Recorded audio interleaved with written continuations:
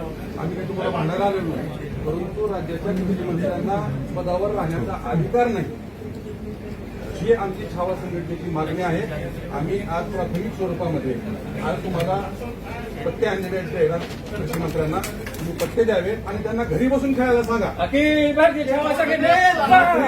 सांगा विधानसभागृह हे शेतकऱ्यांचं, राज्यातल्या कष्टकऱ्यांचं आणि त्या ठिकाणच्या राज्यातल्या जनतेसाठी कायदा तयार करणारं सभागृह आहे. त्या ठिकाणी सर्वसामान्यांचे प्रश्न मांडावे, सर्वसामान्य न्याय दिला पाहिजे.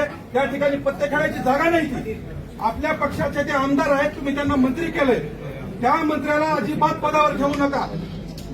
आपल्या पक्षाची प्रतिमा मलिन होत आहे त्या व्यक्तीमुळं. आमचं ही म्हणणं आहे. पण जे म्हटले ना ते निवेदन आमचं, आणि तुम्ही तात्काळ त्याच्यावरती कारवाई. बरोबर आहे, तुम्ही थांबा ना, घेतो ना मी निवेदन. आपण निवेदन स्वीकारून त्यांना तात्काळ कारवाई करावी. धन्यवाद. कृषी मंत्र्याचं कृषी मंत्र्याचं कृषी मंत्र्याचं छावा संघटनेचं कृषी मंत्र्याचं करायचं काय? कृषी मंत्र्याचं करायचं काय?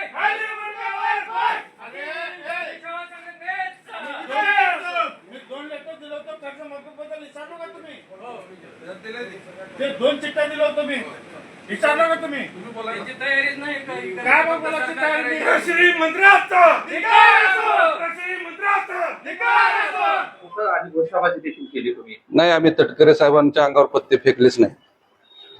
ज्या पक्षाचे कृषी मंत्री या राज्याला लाभलेले आहेत, अतिशय निष्क्रिय कृषी मंत्री माणिकराव कोकाटे हे वारंवार शेतकऱ्यांच्या जखमेवर मीठ चोळायचं काम करतात. माणिकराव कोकाटे हे शेतकऱ्यांबद्दल वाईट शब्द वापरतात, शेतकऱ्यांना माजुरे असा शब्द वापरतात.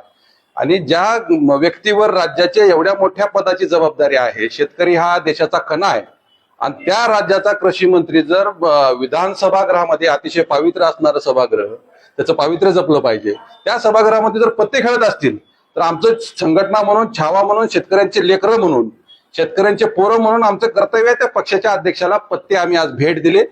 आणि ते भेट देऊन त्यांना सांगितलं की त्या पदावरून त्या व्यक्तीला हटवा आणि हे पत्ते त्यांना खेळायला द्या, जेणेकरून त्यांनी घरी जाऊन खेळावं. नाहीतर छावा संघटना जर अशा पद्धतीने चुकीच्या पद्धतीने वागणाऱ्या व्यक्तीच्या विरोधात आवाज उठवल्याशिवाय राहणार नाही.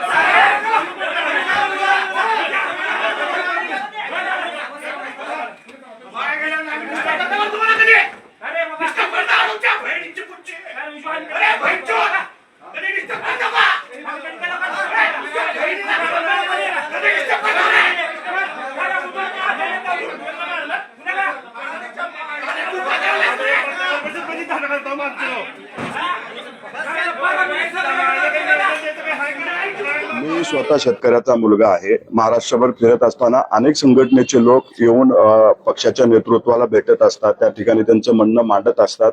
आमचे नेते ऐकून घेतात. आज या ठिकाणी छावा संघटनेच्या वतीनं जे आंदोलन केलं, तटकरे साहेबांनी ऐकून घेतलं, त्यांना समजूत काढली, परंतु ते जात असताना खालच्या पातळीवरती शिवा घेऊन ते जात होते. मग खालच्या पातळीवर आमच्या नेतृत्वाला आमच्या कार्यक्रमात येऊन कुणी जर शिवा देऊन जात असेल तर ते ऐकून घ्यायला आम्ही काही साधू संत नाही. कारण तुमची मागणी तुम्ही संविधानिकपणे मांडा. तुम्हाला जे काही बोलायचं, तुम्हाला आंदोलन करायचं संविधानिकपणे करा, परंतु तुम्ही त्या ठिकाणी येऊन आमच्या पक्ष नेतृत्वावर खालच्या पातळीवर बोलाल तर जशाच तसं उत्तर राष्ट्रवादीकडनं भेटणं अपेक्षित होतं आणि ते उत्तर आज आम्ही दिलेलं आहे. तुम्ही मारहाण केली, शेतकऱ्यांचे प्रश्न विचारल्यानंतर मारहाण करणं योग्य वाटते का तुम्हाला? शेतकऱ्याचे प्रश्न विचारले म्हणून मारहाण नाही झालेली. त्यांनी आमच्या नेतृत्वावर खालच्या पातळीवर शिवा दिली म्हणून मारहाण झाली. मी अजूनही सांगतो त्याला आंदोलन करायचं आहे. त्याची जी काही मागणी असेल त्यांनी संविधानिकपणे मागावी. त्याला काय रस्त्यावर उतरून आंदोलन करायचे संविधानिकपणे करावे. आमचा कुठेही विरोध राहणार नाही.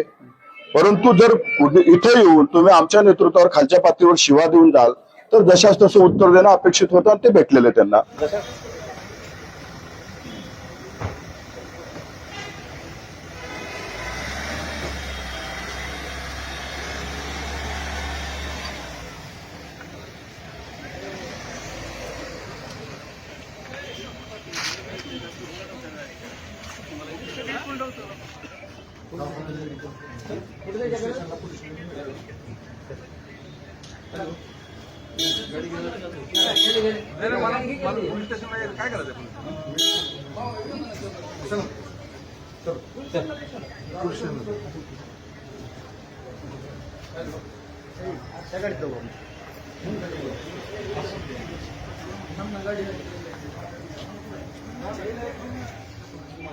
काय करायचं शेतकऱ्यांची पोरांनी आवाजच नाही उठवला पाहिजे याची भावना या सरकारने.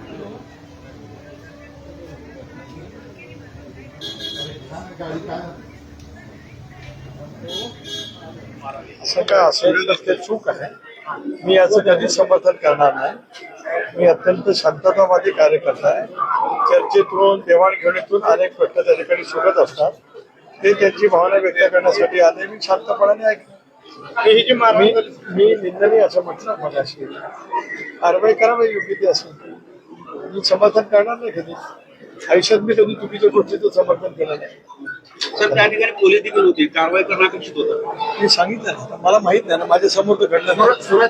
असं दाखवा की मी होतो तिथे. मी मगाशी आपल्या लातूरकरांच्या वेगवेगळ्या क्षेत्राच्या नामवंतांशी चर्चा करत होतो. मी या गोष्टीचा चूक घडली त्याच्याबद्दलचा स्पष्ट शब्दात नाराजगी व्यक्त करतो. धन्यवाद. चव्हाण म्हणतात शिवीगाळ केली सर तुम्हाला. केली आहे का सर? राष्ट्रवादीच्या अधिकाऱ्यांना मारहाण केली. काय सांगा कुणाला? शाळा संघटनेचे पदाधिकारी निवेदन द्यायला आले, त्यांना मारहाण केली राष्ट्रवादीच्या कार्यकर्त्याने का मी नव्हतो खाली होतो मला माहिती. मला माहित नाही. असं व्हायला नाही पाहिजे.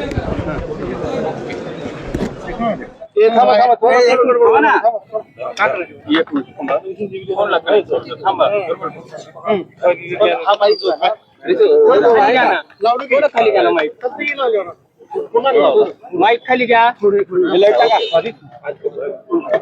माईक खाली घ्या ना थोडं.